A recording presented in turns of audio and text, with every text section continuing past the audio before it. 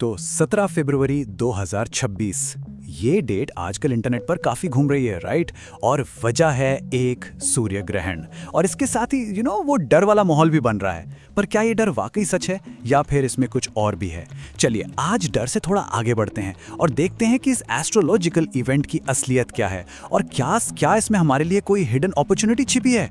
तो देखिए, सारा जो डर है ना, वो एक बात पे टिका है। वो ये कि ये ग्रहण कुंभ राशि यानी एक्वेरियस में हो रहा है और वहां पर कोई एक दो नहीं बल्कि पांच पांच ग्रह एक साथ आ रहे हैं। अब सवाल तो उठता ही है कि क्या पांच ग्रहों का ये कॉम्बिनेशन, ये क्लस्टर वाकई किसी बड़ी गड़बड़ का, किसी तबाही का सिग्नल है? चलिए इसे डिकोड करते हैं। ओके, तो चलिए इस डर को ना थोड़ा सा फैक्ट चेक करते हैं। जो लोग ज्योतिष को समझते हैं वो जानते हैं कि सूर्य ग्रहण के टाइम पर 4-5 ग्रहों का एक साथ आना, वेल, ये बहुत ही कॉमन है। अब आप पूछेंगे ऐसा क्यों? तो सिंपल है, मर्क्यूरी यानी बुध और वीनस यानी शुक्र, ये तो समझ लीजिए सूर्य के बॉडीगार्ड्स हैं, हमेशा उसके आसपास ही रहते हैं। तो जब सूर्य, चंद्रमा और राहु, जो एक शैडो प्लैनेट है, मिलकर ग्रहण बनाते हैं तो जाहिर है ये दोनों भी पार्टी में शामिल हो जाते हैं। तो ये जो पूरा ग्रुप बनता है ना, ये कोई यूनिक या शॉकिंग इवेंट बिल्कुल नहीं है। सो ये डर ऑनेस्टली बेसलेस है। और बात सिर्फ इतनी ही नहीं है, पता है, ये कोई फुल ब्लोन टोटल एक्लिप्स भी नहीं है। एक्चुअली ये एक बहुत ही पार्शियल एक्लिप्स है। अगर हम एस्ट्रोलॉजिकल टर्म्स में बात करें तो सूर्य और राहु के बीच करीब करीब 10 डिग्री का फासला है। अब सुनने में 10 डिग्री शायद कम लगे, पर स्काई में, स्पेस में ये बहुत बड़ी दूरी होती है। इसका मतलब ये कोई टाइट कंजंक्शन नहीं है, जहां प्लैनेट्स एक दूसरे के बिल्कुल ऊपर हों। और इसी वजह से इसका जो इम्पैक्ट है वो काफी हद तक डाइल्यूट हो जाता है। अच्छा, तो सवाल ये है कि भाई ये ग्रहण दिखेगा कहाँ? तो ये बेसिकली एक सदर्न हेमिस्फीयर का इवेंट है, मतलब South America, Antarctica, South Africa, इन जगहों पर। लेकिन सबसे इंपॉर्टेंट बात, स्पेशली जो लोग भारत में हैं उनके लिए ये है कि ये ग्रहण भारत में दिखाई नहीं देगा। Absolutely not visible in India. और क्योंकि ये भारत में विजिबली नहीं है, तो जो ग्रहण का एक इनऑस्पिशियस पीरियड होता है ना, जिसे सूतक कहते हैं, उसके रूल्स भी यहाँ अप्लाई नहीं होंगे। इसका एक बहुत सिंपल सा रूल है, जहां ग्रहण दिखता है सूतक सिर्फ वहीं लगता है। तो भारत के लिए honestly that day is just another normal day, कोई चिंता की बात नहीं। तो क्या इसका मतलब यह है कि सब कुछ ठीक है, कोई चिंता की बात ही नहीं है? Well, not exactly. देखिए, ज्योतिष के हिसाब से असली कहानी ग्रहण के दिन की नहीं है, बल्कि उसके बाद के टाइम की है। जो रियल कंसर्न है ना, वो वहां छिपा है। चलिए समझते हैं कि ये क्या है। देखिए, ज्योतिष में ऐसा माना जाता है कि ग्रहण जब होता है ना, तो वो अपने पीछे एक सेंसिटिव स्पॉट छोड़ जाता है। आप इसे एक पॉइंट ऑफ नेगेटिव एनर्जी कह सकते हैं। इमेजिन कीजिए ऐसे कॉस्मोस में एक एनर्जेटिक रेजिड्यू रह गया हो, या एक जख्म का निशान। और 2026 का ये ग्रहण एक्वेरियस यानी कुंभ राशि में 4 डिग्री 33 मिनट पर यह निशान छोड़ेगा। यही वो ट्रिगर पॉइंट है जिस पर हमें नजर रखनी है। अब देखिए असली खेल शुरू कैसे होता है। 17 फरवरी को ग्रहण ने वो सेंसिटिव पॉइंट बना दिया।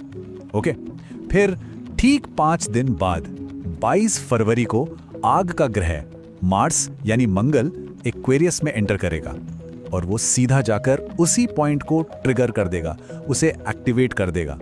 और जब मंगल और राहु की एनर्जी मिलती है तो बनता है अंगारक योग, जो एक वॉलेटाइल पीरियड हो सकता है। और इसका असर 22 फरवरी से लेकर करीब 30 मार्च तक, यानी ऑलमोस्ट 35 से 40 दिन महसूस हो सकता है। लेकिन जैसा हमेशा कहते हैं, हर चैलेंज के साथ एक अपॉर्चुनिटी भी आती है, राइट? ज्योतिष भी यही कहता है, ग्रहण का समय सिर्फ एक डेंजर जोन नहीं है, बल्कि ये एक पोर्टल की तरह है। अपनी स्पिरिचुअल प्रैक्टिसेस, अपनी साधना के इफेक्ट को कई गुना मल्टीप्लाई करने की एक गोल्डन अपॉर्चुनिटी है। तो सवाल यह है कि इस एनर्जी का पॉजिटिव यूज करें कैसे? इसके लिए 3 बहुत ही सिंपल उपाय हैं। पहला, अपने एंसेस्टर्स यानी पितरों के नाम पर किसी मंदिर या आध्यात्मिक जगह पर राशन डोनेट करें। दूसरा, अगर किसी की कुंडली में राहु की प्लेसमेंट थोड़ी चैलेंजिंग है, तो उनके लिए गरीबों को दूध के 100 पैकेट दान करना एक बहुत पावरफुल रेमेडी है। और तीसरा, जो शायद सबसे पावरफुल उपाय है, वो है नाम जप, होली नेम्स को चैंट करना। इसमें भी विष्णु सहस्त्र नाम का पाठ करना या सिर्फ सुनना भी हाईली रिकमेंडेड है। इस अपॉर्चुनिटी की पावर कितनी है इसका अंदाजा आप इस बात से लगाइए। ऐसा कहा जाता है कि ग्रहण के दौरान की गई साधना का जो फल है ना, वो एक्सपोनेंशियली मल्टीप्लाई होता है। मतलब उस दिन किए गए सिर्फ 3 घंटे का नाम जप आपके स्पिरिचुअल अकाउंट में बिलियंस ऑफ टाइम्स होकर क्रेडिट होता है। जस्ट इमेजिन, अपनी स्पिरिचुअल एनर्जी को बूस्ट करने का इससे बड़ा मौका और क्या हो सकता है।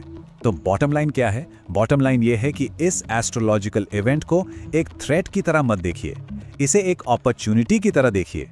ये अपनी साधना को, अपनी स्पिरिचुअल जर्नी को एक्सपोनेंशियली ग्रो करने का टाइम है। अगर एक्शन सही हो और इंटेंशन सही हो तो इस चैलेंज को एक ब्लेसिंग में बदला जा सकता है। लेकिन इन सब उपायों और सावधानियों से भी ऊपर हमारी अल्टीमेट प्रोटेक्शन क्या है? ज्योतिष का जो सबसे गहरा ज्ञान है ना, वो हमें बाहर नहीं बल्कि अपने अंदर झांकने को कहता है। चलिए इस आखिरी और सबसे इंपॉर्टेंट बात को समझते हैं। और ये बात शायद सबसे ज्यादा जरूरी है।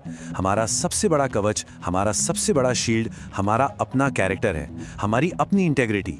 अगर कोई इंसान अपने उसूलों पर चलता है, अपने कॉन्शियस के प्रति सच्चा है, उसे खुद पर शर्म नहीं है, तो कोई भी भारी ग्रह, कोई भी ग्रहण ऑनेस्टली उसका कुछ नहीं बिगाड़ सकता। आपकी अपनी कॉन्शियसनेस ही आपकी सबसे बड़ी प्रोटेक्शन है।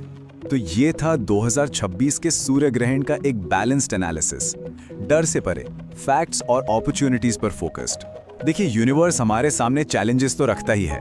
असली सवाल ये है कि जब वो चैलेंज आता है तो हम उसे एक रोड ब्लॉक की तरह देखते हैं या अपनी ग्रोथ के लिए एक स्टेपिंग स्टोन की तरह।